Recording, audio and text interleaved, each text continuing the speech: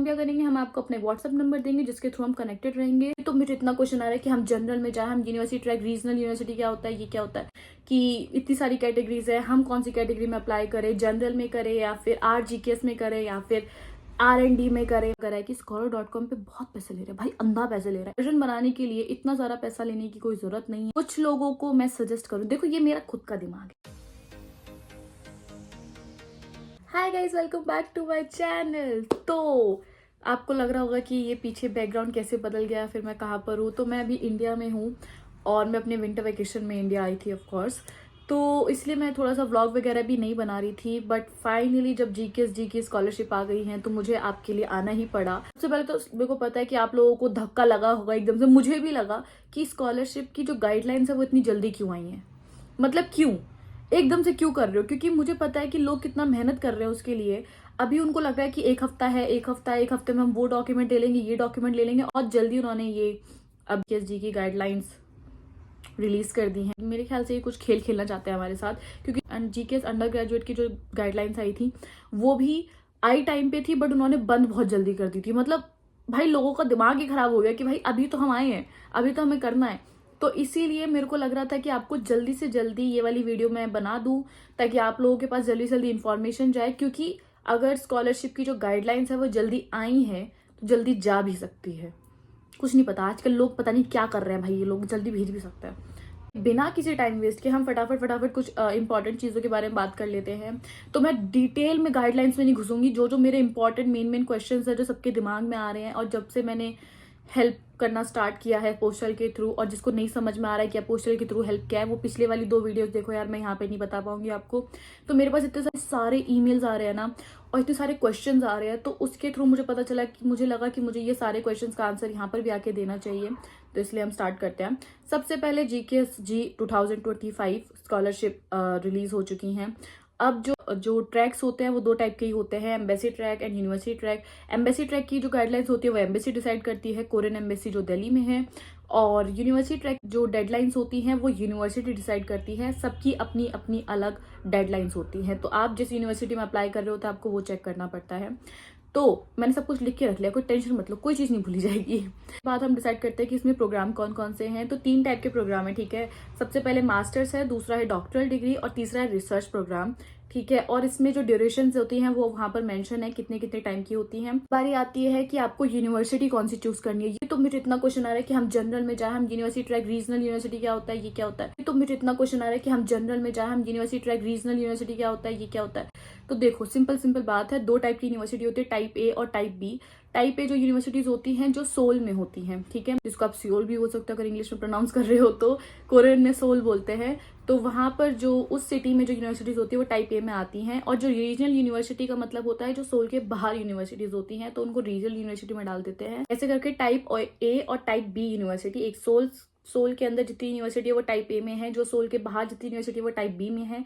और जब आप एम्बेसी ट्रैक के लिए अप्लाई करते हो तो आपको 3 यूनिवर्सिटी में अप्लाई करना होता है ना, तो आपको 2 यूनिवर्सिटी टाइप A से ले सकते हैं, लेकिन आपको एक ना एक यूनिवर्सिटी टाइप B से चूज करनी ही पड़ेगी, मैंडेटरी है। ये नहीं कि भाई हम तो 3 टाइप A से कर लेंगे, तीनों टाइप B से भी कर सकते हो, बट एक ना एक टाइप B जरूर होनी पड़ेगी। और जो एम्बेसी ट्रैक से अप्लाई कर रहे हैं वो किसी भी यूनिवर्सिटी में अप्लाई कर सकते हो, टाइप A से करो, टाइप B करो, तुम्हारा जो मन में आए वो करो, ठीक है। और अब मैं थोड़ी ना कैटेगरीज की बात कर लेती हूँ, क्योंकि मेरे पास ना बहुत सारे वो आ रहे हैं कि इतनी सारी कैटेगरीज है, हम कौन सी कैटेगरी में अप्लाई करें, जनरल में करें या फिर RGKS में करें या फिर R&D में करें। तो मैं देखो सिंपली तुम्हारे पास एक स्पेसिफाई कर देती हूँ, जनरल होता है, ठीक है। अभी मैं बताती हूँ जनरल, अभी तुम्हें समझ में आ जाएगा कि जनरल अलग क्यों है। देखो जो RGKS होता है ना, वो बेसिकली रिसर्च GKS होता है, जिसमें आपको अभी अगर आप अप्लाई कर रहे हो तो आपको करेंटली किसी ना किसी यूनिवर्सिटीज में रिसर्चर, असिस्टेंट और प्रोफेसर ऐसा कुछ मेंशन है, मतलब बहुत सारी चीज़ों में कैटेगरी मेंशन है, वो आपको होना पड़ेगा, तभी आप RGKS में अप्लाई कर सकते हो। और जो R&D GKS होता है, R&D GKS, वो मोस्टली हाईटेक फील्ड्स, रोबोटिक्स और AI और बिग डेटा एनालिटिक्स, इन सब चीज़ों में होता है। तो ऐसे करके 3 टाइप की कैटेगरीज है, जनरल, RGKS मतलब रिसर्च GKS, और R&D जो कि हाईटेक फील्ड से होता है। तो आपको अपने सहूलियत के हिसाब से, क्या वर्ड आया मेरे मुंह पे, सहूलियत, वाह। अब बाद में अपने आप को प्रेस करेंगे अपने हिसाब से जो भी आपको सूट कर रहा हो अप्लाई कीजिए एप्लीकेशंस में। और अब हम डिसाइड करेंगे सीट्स के ऊपर, क्योंकि सीट्स बहुत ज़्यादा इंपॉर्टेंट हैं।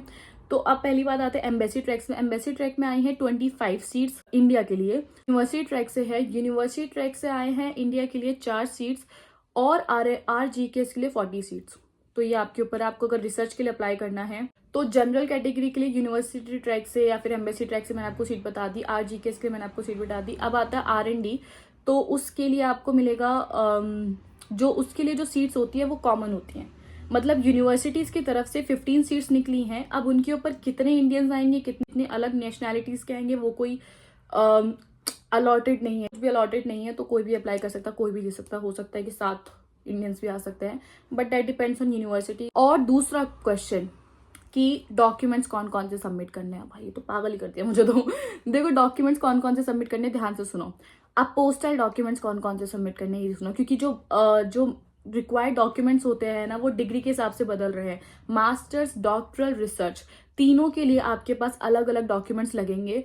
बट मैं आपको थोड़ा सा रफ आइडिया दे देती हूँ कि अपोस्टल डॉक्यूमेंट्स कौन कौन से चाहिए, बेसिकली कैसे कैसे चाहिए होते हैं। सबसे पहले आपको चाहिए होता है आइडेंटिफिकेशन सर्टिफिकेट्स। आइडेंटिफिकेशन सर्टिफिकेट्स किस किस का चाहिए, आपका जो आप अप्लाई कर रहे हो और आपके मम्मी पापा का, ठीक है। आपके लिए आपको अपोस्टल करवाना है बर्थ सर्टिफिकेट। अगर आपके पास बर्थ सर्टिफिकेट नहीं है तो आपके पास वोटर आईडी कार्ड होगा, क्योंकि आप जीकेएस जी के लिए अप्लाई कर रहे हो तो आपके पास ऑब्वियसली जीकेएस जी के लिए अगर आप अप्लाई कर रहे हो तो आपकी एज भी ज्यादा है ना, मतलब 18+ हो ऑलरेडी, तो फिर आपके पास वोटर आईडी कार्ड होना चाहिए। तो आप वोटर आईडी कार्ड को अपोस्टल करा सकते हो।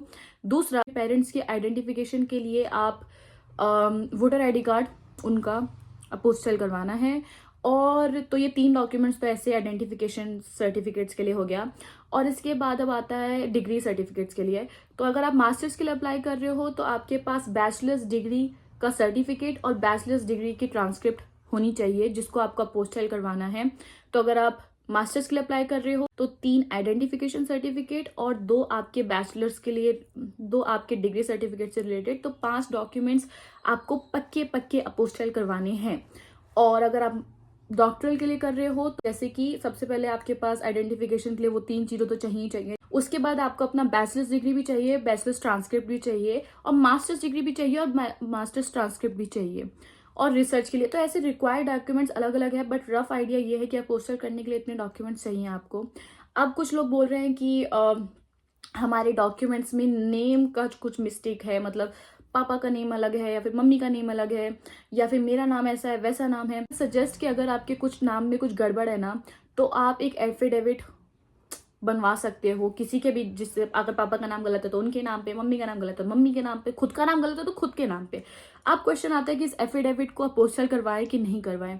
तो देखो गाइडलाइंस में लिखा है कि अपोस्टल कराने की कोई जरूरत नहीं है, बट रिसेंटली मेरे पास एक ईमेल आया था जिससे मैंने उनको बोला, क्योंकि गाइडलाइंस में नहीं लिखा है कि अपोस्टल कराने की जरूरत है, बट उस लड़की ने एक बार कंफर्म करने के लिए सीधा एनआईडी को मेल करा कि ऐसे ऐसे हम लोग एफिडेविट बना रहे हैं, क्या हमें वो अपोस्टल कराने की जरूरत है। तो उन्होंने बोला हाँ जरूरत है।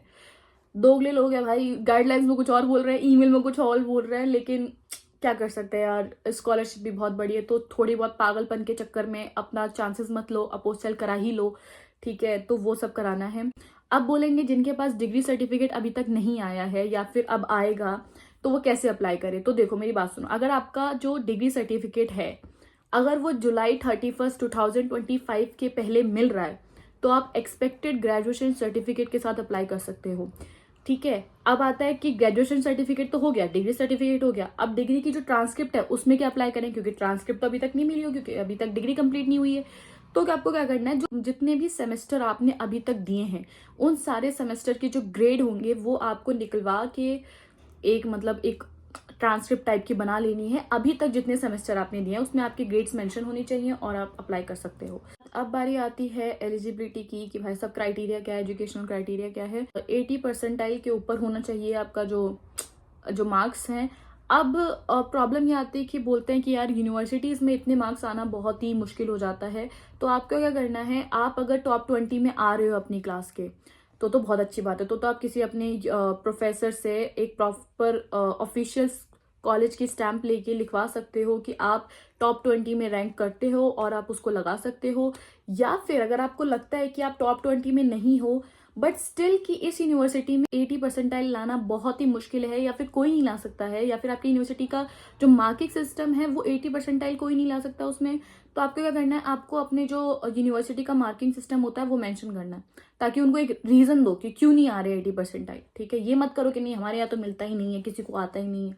ऑफिशियल आपको अपना जो यूनिवर्सिटी का ग्रेडिंग सिस्टम होता है, मार्किंग सिस्टम होता है, वो आपको बताना पड़ेगा, और उसको भी एक तरीके से ऑफिशियल पेपर पे उनको भेजना पड़ेगा कि इस वजह से नहीं हो रहा है। ठीक है, कौन से स्केल पे आपके मार्क्स होने चाहिए, तो 100 पॉइंट स्केल पे होने चाहिए। 100 पॉइंट स्केल पे नहीं है तो 4 पॉइंट स्केल पे 4.3, 4.5, 5.0 ऐसे स्केल्स पे आपके जो मार्क्स वो होने चाहिए। अगर नहीं है तो आपको कन्वर्ट करवाने पड़ेंगे, ट्रांसक्रिप्ट पे आपको पक्का पक्का कन्वर्ट कराने पड़ेंगे। बिना कन्वर्ट कराए सबमिट मत करना, काम नहीं चलेगा। कन्वर्ट कैसे कराना है वो आपको scholaro.com पे कराना है। अब देखो, मैं आपको सजेस्ट करूंगी, क्योंकि मुझे अभी रिसेंटली मैंने पता करा है कि scholaro.com पे बहुत पैसे ले रहे हैं भाई, अंधा पैसे ले रहा है। इतना पैसा कहाँ से लाएंगे, मतलब मैं सोच रही हूँ कि पागल हो गए भाई। ऑफिशियल ट्रांसक्रिप्ट, एक ट्रांसक्रिप्ट बनाने के लिए या फिर एक कन्वर्जन बनाने के लिए इतना सारा पैसा लेने की कोई जरूरत नहीं है। तो कुछ लोगों को मैं सजेस्ट करूं, देखो ये मेरा खुद का दिमाग है, तो अगर इसमें कुछ हुआ तो मुझे पकड़ने मत आ जाना कि तुमने तो ये बोला था। ठीक है, ये मेरा खुद का दिमाग है। अगर कोई ऑप्शन नहीं बच रहा और आपको लग रहा है कि आप इतना पैसा खर्च नहीं कर सकते हो, तो एक काम करो, कुछ एक तरीके से ना गूगल पे या फिर कहीं से कुछ पता करो कि एक जो कन्वर्जन की जो ट्रांसक्रिप्ट होती है वो दिखती कैसी है, या फिर उसका फॉर्मेट क्या है। ठीक है, कन्वर्जन खुद करो, दिमाग लगाओ कैसे होता है। अब वो तुम गूगल पे जाके पता कर लो, कन्वर्जन खुद करो, यूनिवर्सिटी से चेक करा लो, और उनकी ऑफिशियल स्टैंप लेके उसको अपोस्टाइल करा लो। पता है, कन्वर्जन को वैसे अपोस्टल कराने की जरूरत नहीं है। अगर आप scholar.com से कन्वर्जन ले रहे हो तो आपको अपोस्टल कराने की जरूरत नहीं है, बस आपकी यूनिवर्सिटी की स्टैंप काफी है। बट अगर आप scholar.com से नहीं ले रहे हो और खुद का दिमाग चला रहे हो, तो अपने यूनिवर्सिटी से एक स्टैंप लेने के बावजूद भी अपोस्टल करा लेना, ताकि और ज्यादा फॉर्मल लगे और वैलिड लगे। ठीक है, तो ये वाला दिमाग मैंने खुद चलवाया है, ठीक है ना। तो इस पे अगर नहीं चला तो प्लीज मुझे आके मत पकड़ना, क्योंकि अगर कोई और, क्योंकि you have to find the solution ना। अगर कोई प्रॉब्लम है तो ये थोड़ा ना कि भाई प्रॉब्लम तो करेंगे ही नहीं, सॉल्यूशन ढूंढना पड़ता है। आपके लिए मैं सॉल्यूशन ढूंढ के लाई हूँ, तो हो सकता है काम कर जाए, हो सकता है नहीं भी कर जाए, नो गारंटी। प्लीज, मेरा खुद का दिमाग था, आप भी चलाओ। चल ही जाता है वैसे दिमाग, अच्छा दिमाग चलाया मैंने, क्योंकि जैसे बोल रहे हैं कि मेरे को बहुत सारे पूछ रहे हैं कि हमारा जो जीपीए है वो पर सेमेस्टर मेंशन नहीं है, बट एक पूरा एंटायर करिकुलम का जो एकेडमिक करिकुलम आपका रहा है वो मेंशन है, तो वो भी चल जाए। और रिकमेंडेशन लेटर, बहुत लोग बोल रहे हैं कि हमने लास्ट ईयर भी अप्लाई किया था, हमारा लास्ट ईयर नहीं हुआ है, तो क्या हमारा रिकमेंडेशन लेटर दोबारा लेना पड़ेगा। तो मैंने चेक किया तो उसमें लिखा है रिकमेंडेशन लेटर की जो वैलिडिटी है वो 1 साल की है। अगर आपका जो रिकमेंडेशन लेटर है वो 1 साल के अंदर अंदर का है तो आप अप्लाई कर सकते हो उसी को, मतलब दोबारा लेने की जरूरत नहीं है। ठीक है, अब बारी आती है अपोस्टाइल की, कि मैंने अपोस्टाइल डॉक्यूमेंट 2 साल पहले करा रखी है, मैंने अपोस्टाइल डॉक्यूमेंट क्या 1 साल पहले करा रखी है, तो क्या मैं अभी भी यूज कर सकती हूँ या कर सकता हूँ। तो उसके लिए स्पेसिफिकली मेंशन है कि अगर आपके जो पोस्टल डॉक्यूमेंट्स है पहले उस पर चेक करो कि कहीं मेंशन तो नहीं है कि इस डेट से इस डेट तक ही ये चीज चलेगी। अगर मेंशन नहीं है तो 2 साल तक यूज कर सकते हो, अगर मेंशन है तो आपको दोबारा कराने पड़ेंगे। ठीक है, तीसरा क्वेश्चन ये बहुत आ रहा है मुझे, तो हमारी डिग्री होगी वो हम इंग्लिश में चूज कर रहे हैं, तो क्या हमें फिर भी कोरियन लैंग्वेज प्रोग्राम करना पड़ेगा 1 साल का अगर हम सेलेक्ट हो जाते हैं तो? जी हाँ, आपको करना पड़ेगा। तो यहाँ तक। और दूसरा क्वेश्चन, सबसे ज्यादा इंपॉर्टेंट चीज मुझे आपको बतानी है कि जितना जल्दी हो सके उतनी जल्दी अपने डॉक्यूमेंट्स अपोस्टल कराओ और भेज दो, क्योंकि बैठे मत रहो कि हाँ मैं डेडलाइन देखूंगी कब तक आएगी तब देखूंगी, नहीं करो ऐसा। क्योंकि पिछली बार भी जब जीके अंडर ग्रेजुएट का आया था तो हम लोग बैठे हुए थे कि यार 1 महीना तो चलता है, उन्होंने 15 दिन में, एम्बेसी ट्रैक वालों ने 15 दिन में अपनी डेडलाइन पूरी कर दी। मतलब कहाँ से लाए 15 दिन में हम सारे डॉक्यूमेंट। आपको अभी भी लग रहा है कि यार ये तो अभी भी हेक्टिक है, ये तो अभी भी समझ में, क्योंकि आपको इवन तो हम गाइडलाइंस पढ़ लेते हैं, मैं यहाँ पर वीडियो बना लेती हूँ, बट बहुत सारे क्वेश्चंस ऐसे होते हैं जो आपको चाहिए कि कोई और आंसर दे दे इसका। के लिए हम लोगों ने मिलकर आपके लिए एक प्रॉपर सॉल्यूशन ढूंढा है, जो कि है अंजलि इन कोरिया टीम की हेल्प। ठीक है, अंजलि इन कोरिया टीम है जिसमें अदर स्कॉलर्स हैं जो कि पीएचडी स्कॉलर्स हैं, मास्टर स्कॉलर्स हैं, अंडर ग्रेजुएट स्कॉलर्स हैं। They are willing to help you. आपको क्या करना है, डॉक्यूमेंट्स आपको अपोस्टल कराने हैं, वो आप हमें भेजेंगे ईमेल आईडी पे जो मैं यहाँ पे मेंशन कर रही हूँ, इस ईमेल आईडी पे भेजिए, हम अपोस्टाइल कराएंगे। बट इससे क्या होगा, अपोस्टाइल कराएंगे जो कि मार्केट प्राइस पे अवेलेबल है, ये नहीं कि हम कुछ महंगा करा रहे हैं या फिर कुछ सस्ता करा रहे हैं। जो मार्केट प्राइस अवेलेबल है हम उस पर आपके डॉक्यूमेंट्स अपोस्टाइल कराएंगे। बट इससे हमें अश्योरिटी मिल जाएगी कि ये इंसान जेन्युइनली हमारी हेल्प चाहता है या फिर ये फेक नहीं है। तो हम क्या करेंगे, हम आपको अपने व्हाट्सअप नंबर देंगे जिसके थ्रू हम कनेक्टेड रहेंगे। जिसको हेल्प चाहिए होगी उसको हेल्प मिल जाएगी। अब इसको डिटेल में कैसे बताना है, क्या करना है, वो आप पिछली 2 वीडियोस देखिए कि हम आपको कैसे कैसे हेल्प करने वाले हैं। I can just say that we are going to help you from first round to final round. तो बहुत ही अच्छा रहेगा आपके लिए कि मैं यूट्यूब या फिर इंस्टाग्राम के डीएम्स का रिप्लाई नहीं कर सकती हूँ। मुझे नहीं पता कि कौन सच्चा है कौन झूठा है। बोल रहे हैं कि उन्होंने अपोस्टल पहले से करा रखे हैं, तो हम क्या करें। तो देखो ऐसा है कि मैंने ऐसा सोचा कि शायद किसी ने पहले से डॉक्यूमेंट्स अपोस्टल करा रखे हैं तो मैं उनकी हेल्प कर दूं।